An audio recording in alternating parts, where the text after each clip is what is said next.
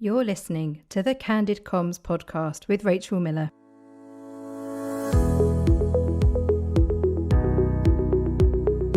Join me every week for practical advice and inspirational ideas to help you focus on all things internal communication related. Hello and welcome to the show. Today's episode is focused on how to hire an internal communication professional. And as ever, you will leave with one thing to know, one thing to do, and one thing to think about. Are you ready? Let's get started. How can you hire an internal comms pro? This is the conundrum that we're going to be unpacking today. I'm going to kick us off by looking at what we need to know. So let's imagine that we are in a situation where we are ready. We have the budget and we have the resource plan to hire an IC pro. Brilliant. What do we need to know? The number one thing I think we need to know is exactly the business problem that we're trying to solve through this hire. So why is this person being recruited? Now, it may well be that they're simply replacing somebody else. Simply, the whole hiring process is not simple, but simply, we'll go with it, simply replacing somebody else. Or it may be that you're creating an internal comms team for the very first time, and maybe there's just you in place currently and you have got the permission to add to your team. Well done if that's you, because I know from experience how tough that is and how hard you have to work to be in that position. So well done you. So what do we need to kick off with? Well, actually, when we're thinking about the business problem that we're trying to solve and exactly why we're hiring a particular person, that gives you the clarity that you need to be able to therefore write a really fantastic job description. So be really clear. Is it that you're recruiting an intranet manager? Is the business problem that you're solving, you need somebody to come in and create fantastic content for your intranet? That's pretty straightforward. It gives you a really solid structure there and foundation to build on.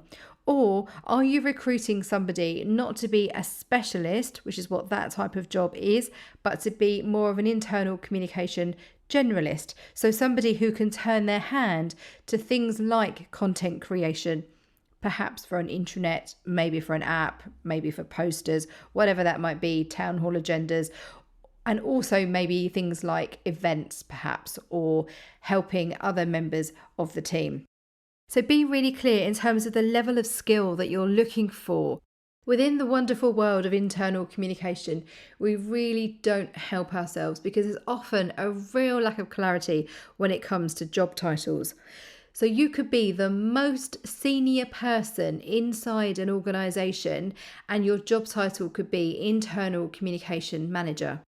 And then you could go to another organisation and you would be at the bottom of the rung, the bottom of the ladder, if you like, and you have an internal communications manager, and then you have a senior one, and then a head of, and then a director. So there could be multiple layers above you. And if your job is IC manager, and whether that's internal communication or internal communications, if you've listened to this podcast before, you'll know that I talk about that a lot. I'll include a link in the show notes at allthingsic.com/podcast to the show notes for this episode of the difference between internal communication and internal communications. But I won't digress onto that topic today, but I'll include a link so you can read more about it and what the difference is. So I'm going to stick with IC as much as I can today. And when you're thinking about what you're hiring for, are you really clear in terms of what exactly the level is? Let's put our cards on the table. A fantastic job advert is not impossible to write. There's lots of advice and guidance out there to help you.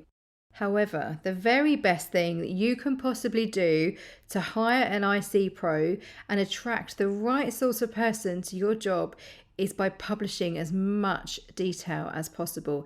In particular, I am talking about the salary. The reason being, because we don't have a consistent approach when it comes to naming what sort of level an internal communicator is working at. It means because there's that disconnect between an internal comms manager in one organisation and another, the pay could vary wildly. If you are working as an IC manager, and that actually would be an equivalent to a director of internal communication somewhere else, if somebody's hiring for a director of internal communication, they may discount the fact when they see a CV with internal communications manager written on it. Let's be really honest. Or you may actually, when you're applying for a job, if you see a job being advertised and it says internal communications manager and the salary isn't advertised, you may therefore assume that it's a junior level. I know we don't really say junior and senior, but stick with me on this one. You may think it's an entry level role rather than the fact that it actually represents a comms director role. So that lack of clarity and that lack of consistency is incredibly frustrating, and it does nobody any favours at all. So we know that's the case. If you're thinking about hiring an IC pro, one of the very best things you can do is indicate what the salary is. Now, I know very often there's reasons why people can't publish the salary, but if you can offer to have an informal conversation, and that's quite commonplace now, where people put at the bottom of job adverts, if you'd like to have an informal discussion or find out more about the role, contact Joe Blogs at XYZ. In that sort of verbal conversation, you probably could disclose the salary if you're able to do that, if you're not able to publish it externally on a website, for example. So do you know, when you're hiring an IC pro, do you know the level of skill you're looking for? How much experience do you want that person to have? Now, I introduced job adverts on the All Things IC website back in 2014 to fund my maternity leave with my boys, my twins. And I see a lot of job adverts. So over the past 7 years, I've lost count of how many job adverts have come through our doors. And I read every single one. I'm really curious. I always want to know exactly how people are describing the roles that they're asking internal communicators to do. So if you're looking to hire an internal comms professional, I encourage you, something you need to know is how to attract the right sort of person to that right sort of role by being really clear in terms of this is the level of skills, knowledge and experience that we are looking for. And does it match up with the salary expectation? So if you want people to have 5 or 10 years experience in a certain field, particularly if it's specialised, if it's niche, if it is one of those specialist roles, so maybe it is an intranet manager, or maybe it's an employee engagement expert or a change communication expert, for example, you need to reflect that in the salary. It needs to be really clear that you expecting this person to have all this skills and knowledge and experience. You need to make sure they're rewarded for that because you benefit from what they bring into that role. So be really clear about the level that you're recruiting for. What's the business problem that you're trying to solve through the creation of this role or the rehire into this role? And also, when you're looking at recruiting people, are you aware of how other people recruit? We'll talk more about that shortly. But that's what I want you to know, exactly who you are recruiting for and how they fit in. If you're a team, even if you be a team of 2, how does their job fit into your job as well? What is the difference and the split between the activities that you're doing, operational activities that you're doing, or day-to-day content creation that's happening? I'll include a link in the show notes, but there's a really good model in Bill Quirk's book, Making the Connections. And on it is a 4-box model, and it looks at the different types of roles that internal communicators have. And it's split into things like tactics and strategy and advisory and operational. And there's various activities that people do. Now, if you are a team of 1, then you will be doing all of those activities across that 4-box grid, I'm sure. If you're hiring, if you're recruiting into your team, where are the gaps? So where's the responsibility? What would you be doing and what would they be doing? And is that reflected in the job advert? What I like to see is an indication of who will be supporting this person. Do they have any direct reports? Where do they report into? What is your reporting structure? The clearer you can be on your job advert, the better it is for the candidate, because the better it is for the person who's looking to say, what's this sort of organisation that I'm joining, and what's the setup, and what's their investment in internal comms, what's their maturity of internal comms, how are they describing what I would do? All of that gives you an indication of their culture through the types of words they're using and phrases they're using and language they're using. There's often a few red flags for me when I see things like you need to be a team player, but also self-motivated and great at working by yourself. Fine, that's pretty common standard, commonplace language that we use. And you kind of see it and think, well, yeah, there are times when you'll have to be really, really good working autonomously by yourself on your own initiative. And other times you probably need to be part of a wider team. So yeah, that's fine. But the red flags for me are things like you need to work well under extreme pressure. Ooh, really? Under extreme pressure. So imagine this is you setting out your stall and inviting people in. The fact that you've got phrases like extreme pressure, and I've seen that in a job advert fairly recently, not one that was on my website, I hasten to add. What does that tell you about the culture of the organisation? What does it tell you about the team? What does it tell you about the expectations for that person? Massive red flag, that one for me. You'll have your own examples. When you look through job adverts, what is it that jars and doesn't resonate really well with you? If you're thinking about hiring an IC pro, what is the perception that you want to communicate about this is the way we do things, our culture? And there's a whole separate episode on culture.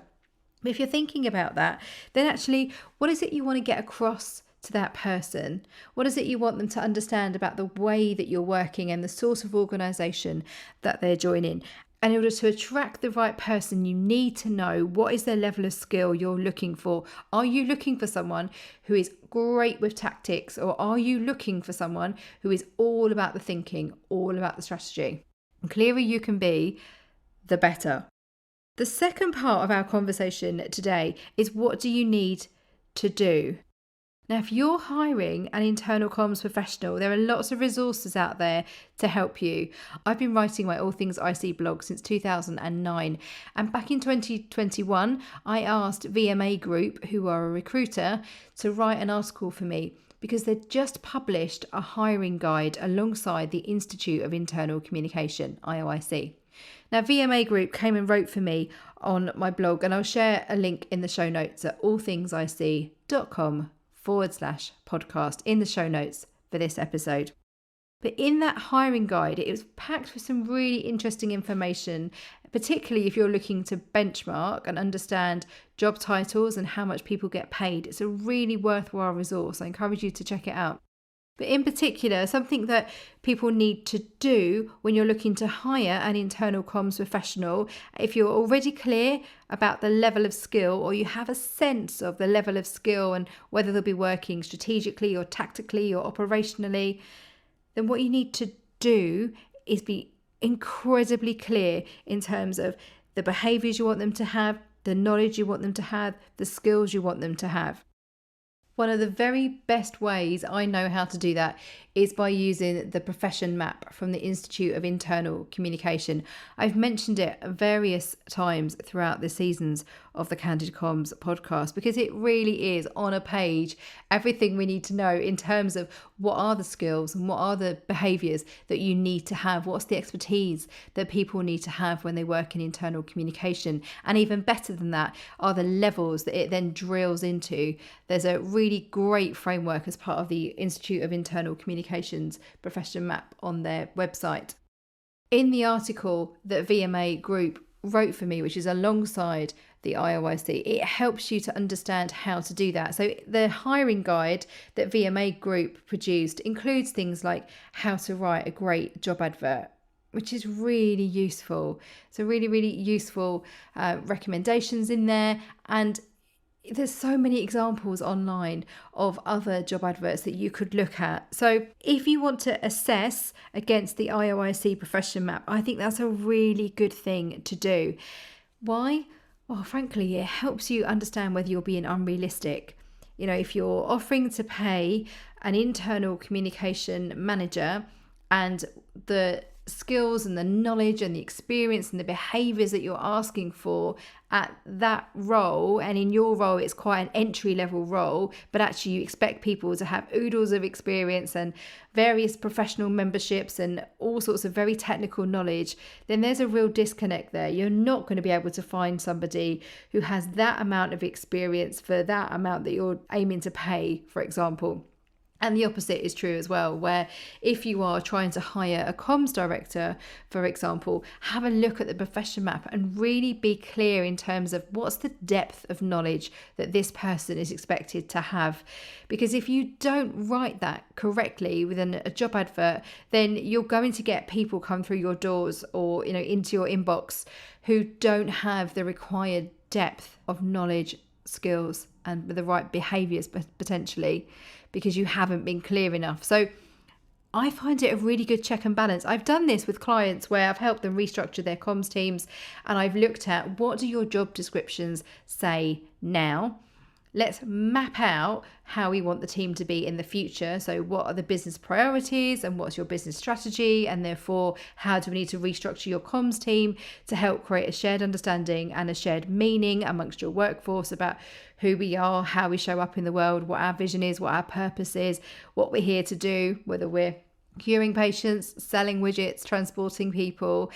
This is the sort of comms team that we need to have in place. And then let's get back into the job adverts. So all of that graft, all of that thinking is really important. And I did a whole separate podcast episode on how to create an internal comms team, and I'll link to that in the show notes. But it's a really important consideration for you to have. It's a really important activity to do in terms of looking at your job description that you're creating, or aspirationally what you're trying to do. Understand what are the required skills, behaviours, knowledge, experience that you're asking someone to have.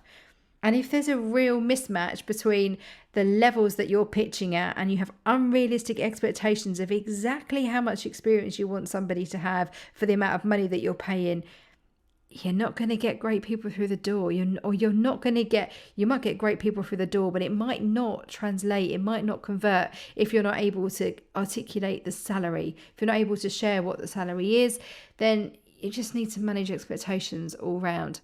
Hiring doesn't need to be as complicated as it's made out to be. If you can be really clear in terms of the structure of your job advert, if you give people an opportunity to get in touch and ask questions, if you have a page of your recruiting website, for example, that has a video of the person who's currently doing the role, that's ideal. It's very rare that people do that. But when you go into a job interview situation, I certainly did this in my in-house corporate career. I would ask, why is this position available? Is it a brand new position, or is there someone in it already? Now, you can normally find that out. You can normally look on LinkedIn, and if you're going for a particular title in an organisation, you may be able to find the role holder of the person who's already doing that job already. So you might already have an indication that actually this isn't a new role. But why is that person no longer there? Is it because they've moved up? Or is it that they're moving on? I always find it really useful to know what the context is if you're going into that situation. We are going to take a short break, and when we come back, I'm going to leave you with something to think about. See you in a moment.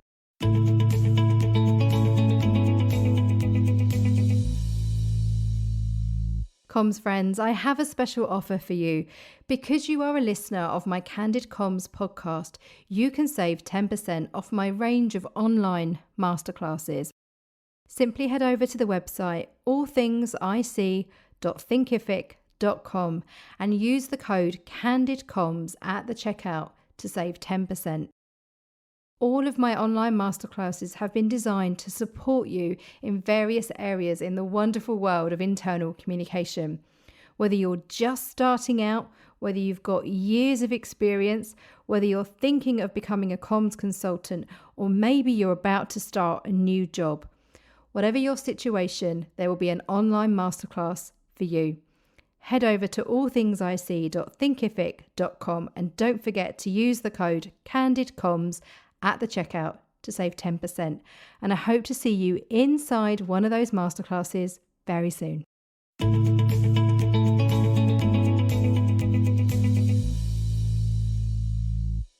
Welcome back. In the final part of today's episode, I'm going to leave you with something to think about.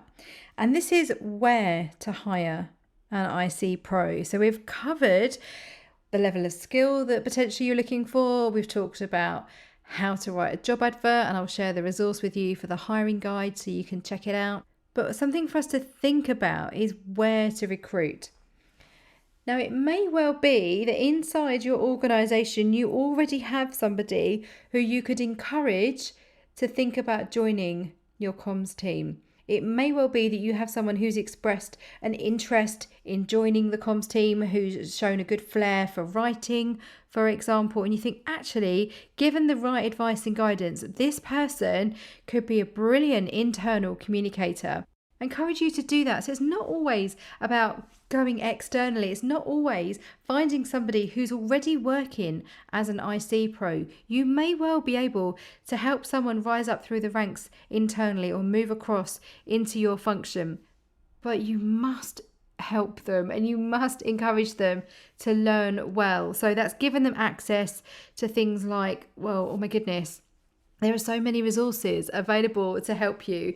If you don't have much budget, then my blog is a really great place to start. I've been writing it since 2009. There's 1,600 articles on there for free. There's no paywall. You can help yourself. There's all sorts of articles about how to be an internal communicator, how to start out in internal communication, what are the skills that you need to have to be an internal communicator.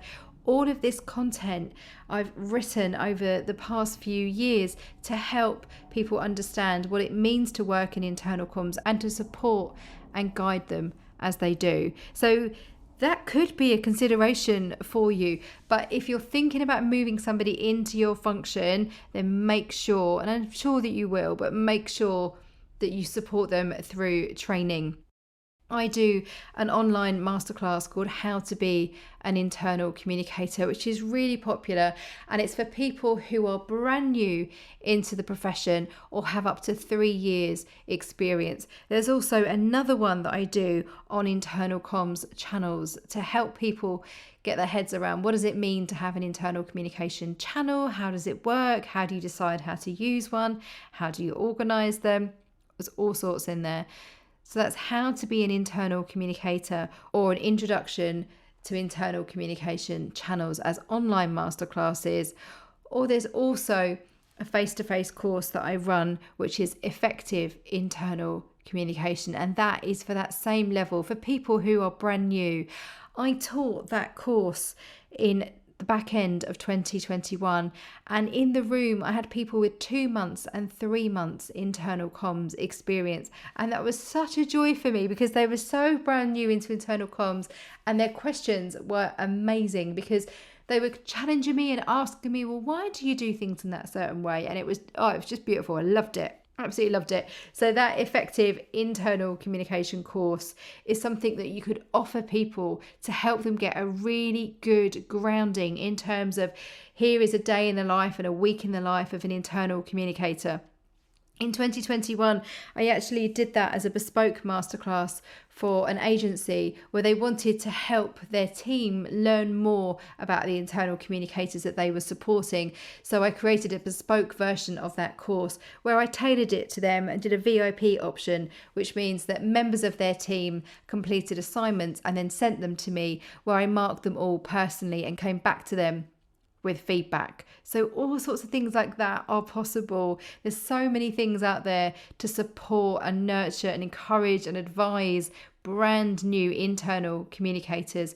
Another 2 places I'm going to point you towards are the Institute of Internal Communications Future Comms Network. This is for people who are new into internal comms. They've got a whole networking group there to encourage people to connect with each other and learn together. I'll include a link to that in the show notes for this episode at allthingsic.com/podcast. And also the lovely Daniel Holden, who runs Horizon Communications, which is his website. He works in-house in a corporate communications role, but on the side he has a brilliant blog and resources to really help brand new internal communicators. He also has a guild group, which is a closed network, which is for people who are new to internal comms. So look him up. I'll include links to Dan within the show notes too. So you could look internally. If you're looking to hire an IC pro, you could look internally and inside your organisation, see if there's anybody there who you think you could look after and train and advise so they could become a really effective internal communicator. And then The second option there is to go externally. Now, if you are recruiting via a recruitment agency, please can I encourage you to use one who specialises in internal communication. The reason being, there are lots of great recruitment companies out there, I'm sure.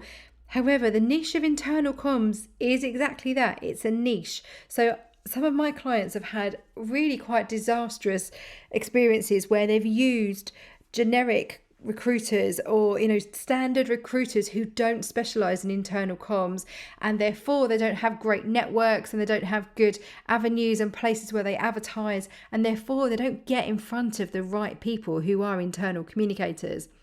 I had this experience myself actually. My very first in-house corporate comms role was back in 2003, and I had been working as a journalist for 4 years. I knew I wanted to leave my job. I didn't know where to go, what to do, where to look.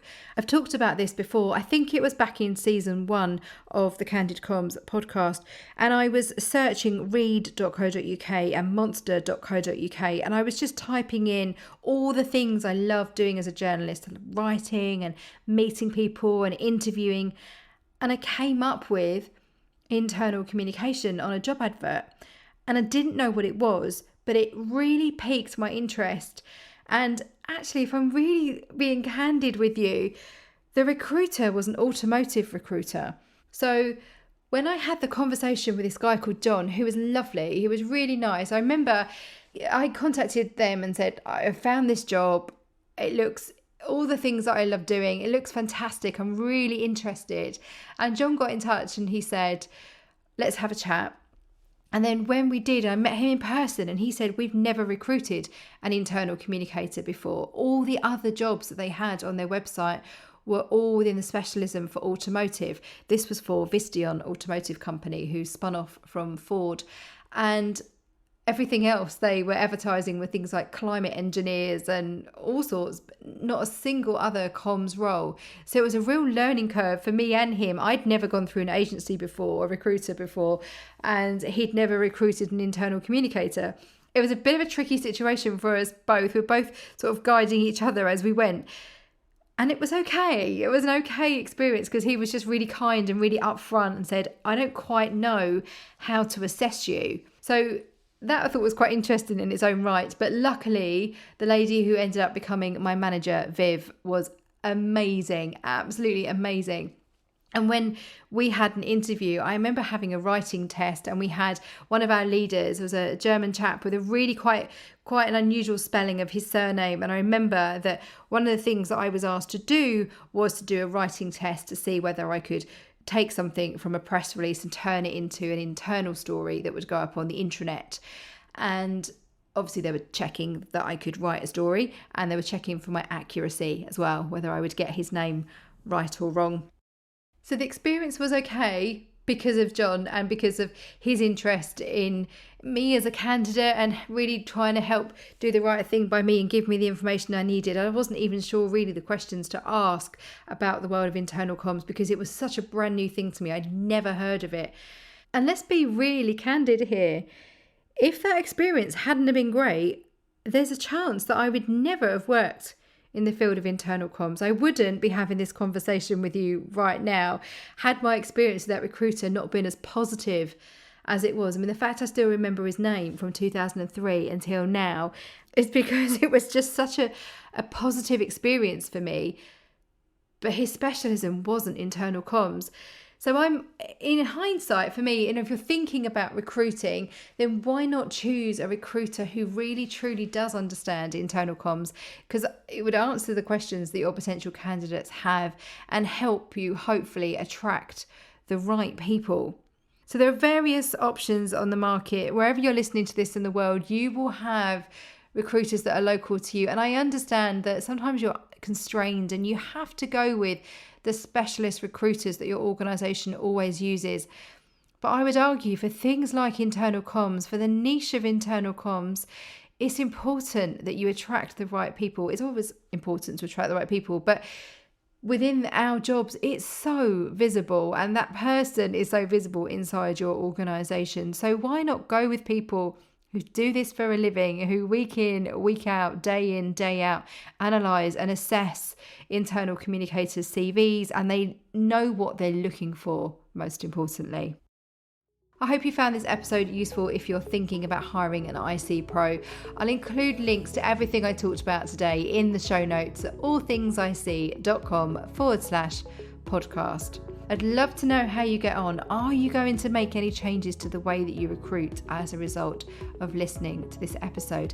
Did it spark something? Did it trigger a thought in your mind, perhaps about doing a written test for your potential hires? Do get in touch and let me know. You can tweet me at allthingsic. You can find me, Rachel allthingsic, on Instagram. Look me up on LinkedIn, Rachel Miller. Or you can contact me via the contact form on my website, allthingsic.com/contact. And remember, what happens inside is reflected outside. See you again soon.